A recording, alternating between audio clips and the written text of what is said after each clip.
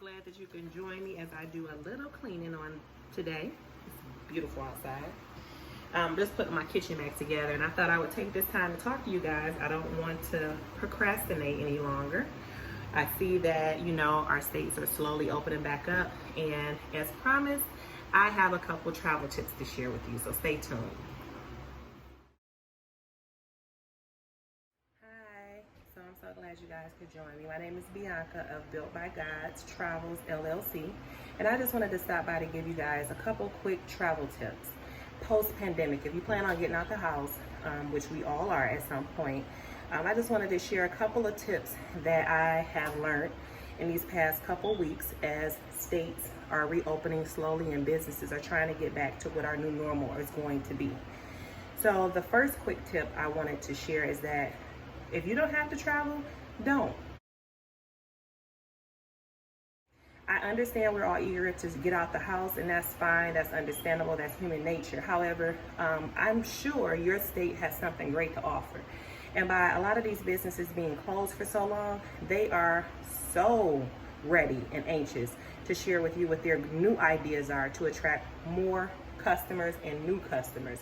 So, just look around your state, your city possibly, and see what businesses are new in your area, as well as what businesses are reopening and have something awesome to share with you. The second tip I wanted to share is really, really important because it's like a very gray area, and that would be to just simply hire a travel agent. Invest in your travel.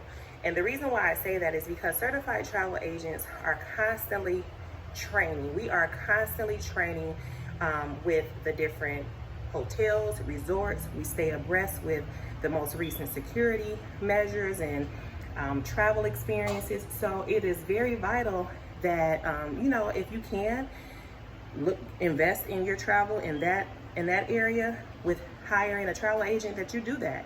That way you cut out a lot of time and a lot of frustration and sometimes even confusion with trying to stay current with what's new. That way your travel agent can relate to you verbally what it is that you need to know based on where you want to go. The third is very important as well, that if you just absolutely have to travel and you can, to drive your own vehicle.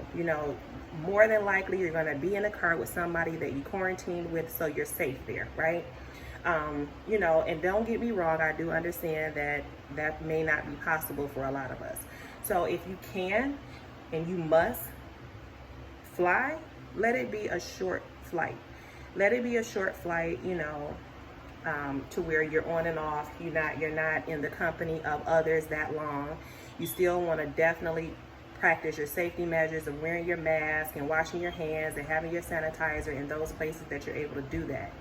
That's very, very important, but I would suggest to drive. And lastly, but definitely not least, is your lodging. If you are going to go somewhere and you're not staying with family, try an Airbnb. That way it does not put you in a population of others. You are going to be in a private setting, someone's home, to where, they've already cleaned it and sanitized it, and you don't have to feel, that hotel anxiety that a lot of us get when we go into hotels.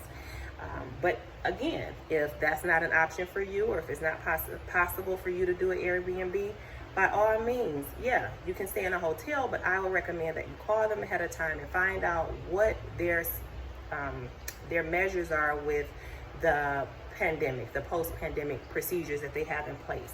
Their cleanliness, are they practicing the 6 feet distance? Like a lot of states should still be implementing. So you just want to do those things in place if you're going to do a DIY travel, if you're going to plan your travel yourself and not go with my second tip, which was to hire a travel agent.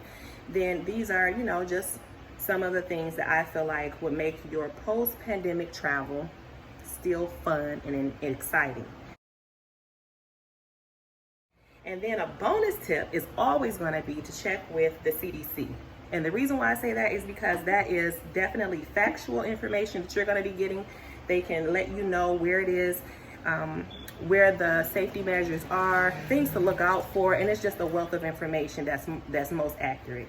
So I'm going to always suggest that be probably the number one tip of the day. So I hope this information was very valuable to you, and if you are looking to travel, then you would definitely go through tips 1 through 4 plus the bonus so that you can have a wonderful travel experience.